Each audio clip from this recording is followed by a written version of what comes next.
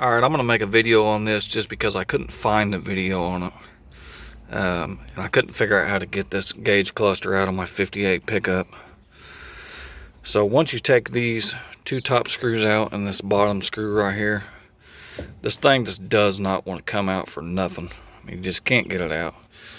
And what you got to do is just get you a flathead screwdriver, stick it up in here, kind of pry up and down a little bit. Don't get too crazy with it because you'll bend the metal around the gauge cluster, and you'll bend the metal on the dash right here. But just kind of get in there and lift up on that a little bit like this all the way around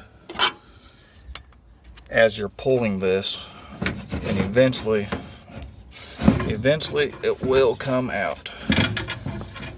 Now, I was pulling this out because I'm swapping out my ignition with the actual crank style ignition out of a 66 pickup that I can actually crank and start the truck with.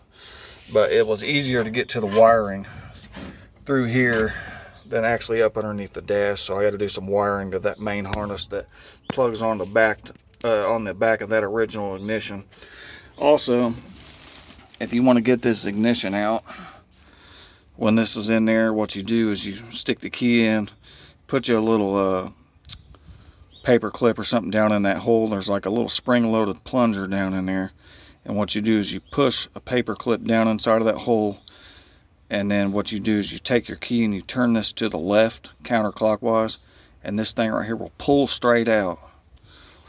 And then once you do that, this ring right here just unscrews off. And what I used on that was just this little, it was just an old electric grinder wrench that I had, and it fit right down in those grooves perfect on this trim ring.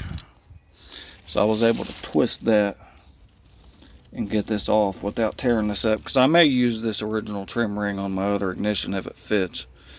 But anyways, I'm going to post this video up if anybody else wants to figure out how to get this gauge cluster out of here.